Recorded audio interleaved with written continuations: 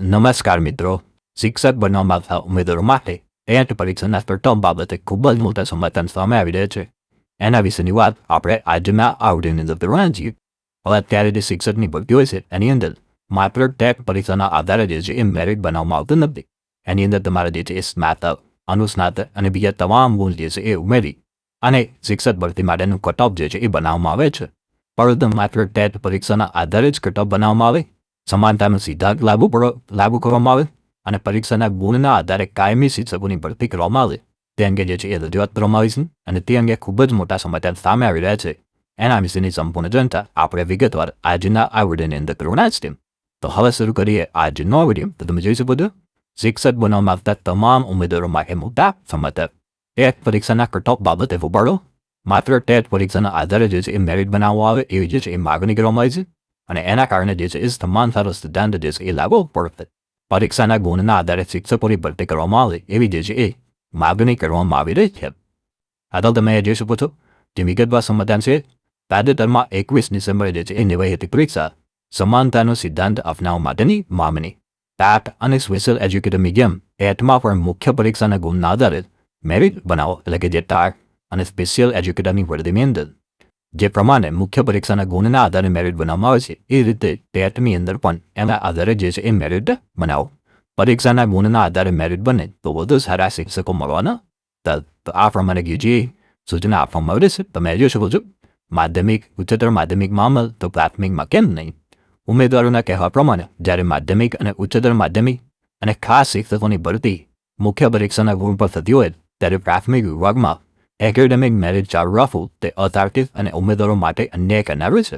જેમ માધ્યમિક અને ઉચ્ચતર માધ્યમિક, ટાટ સેકન્ડરી અને ટાટ હાયર સેકન્ડરી તેમજ સ્પેશિયલ એજ્યુકેટરની ભરતીમાં એકેડેમિક મેરિટ દૂર કરી માત્ર સ્પર્ધાત્મક પરીક્ષાના ગુણના આધારે ભરતી કરવાનો નિર્ણય લેવાયો તેમ પ્રાથમિક વિભાગની ભરતીમાં પણ ફેરફાર કરવા જે છે એ માંગ ઉઠે છે. તો ઉમેદવારોની મુખ્ય માંગણી એ છે કે તમારે જે છે એ એકેડેમિક માર્કશીટ જે છે એ જોડવાની જરૂર છે નહીં. માત્ર ને માત્ર ટેટ પરીક્ષાના આધારે તમે જે છે એ ભરતી કરો. તો આ બાબતે તમે જે છે એ વિગતવાર જોઈ શકો છો. તમે જોઈ શકો છો રાજ્યના શિક્ષણ વિભાગ દ્વારા તાજેતરમાં શિક્ષક ભરતીના નિયમોમાં જે ફેરફાર કરાયા છે તેનાથી હવે પ્રાથમિક શિક્ષક ભરતીના નિયમોમાં પણ બદલાવ લાવવાની માગણીઓએ જોર પકડી છે. ગ્રાન્ટેડ હાઈસ્કૂલમાં માત્ર ટાટના ગુણ અને સ્પેશિયલ એજ્યુકેટરની ભરતીમાં પણ માત્ર મુખ્ય પરીક્ષાના ગુણને ધ્યાને લેવાતા હોય તો પ્રાથમિક વિભાગમાં 2011ના જૂના નિયમોને બદલીને ફેરફાર કરવાની જે છે એ માગણી કરવામાં આવી રહી છે.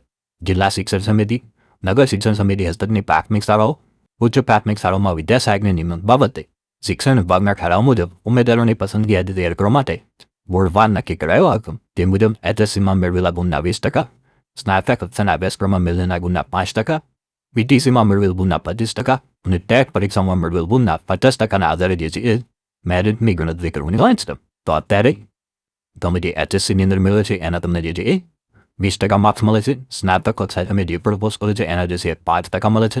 પીટીસી તમે કરેલું છે એના જે છે એ 25% મળે છે. તો તમે જે ટેટ પરીક્ષા પાસ કરી છે એની અંદર જે પણ ગુણ મેળવો એના 50% માર્ક્સ જે છે એ તમારા મેરિટની અંદર ઉમેરવામાં આવે છે. તેમ કુલ 100% ગુણ પરમાંથી 50% હિસ્સો એકેડેમિકનો છે. તાજેતરમાં પૂર્ણ થયેલી પ્રાથમિક વિદ્યા સહાયક ભરતીમાં શિક્ષણ વિભાગે કડક વલણ અપનાવ્યું હતું ત્યારે કેટલાક ઉમેદવારોએ કથિત રીતે ખોટી ડિગ્રીઓ સ્વેચ્છાએ દૂર કરી હતી. દરમિયાન ટાટ માધ્યમિક અને ઉચ્ચતર વિભાગમાં પણ સ્નાતક, અનુસ્નાતક અને બીએડના ગુણોને બદલે ટાટ મુખ્ય પરીક્ષાના ગુણ પર જે છે એ મેરિટ ગણતરીનો નિર્ણય લેવાયો હતો. તેવી જ રીતે પ્રાથમિક વિભાગમાં પણ સ્પેશિયલ એજ્યુકેટર માટેની ધોરણ 1 થી 8ની ખાસ શિક્ષક ભરતીમાં પણ શૈક્ષણિક ગુણભાર શૂન્ય કરી માત્ર સ્પેશિયલ ટેટના ગુણના આધારે જે છે એ ભરતી કરવામાં આવે છે.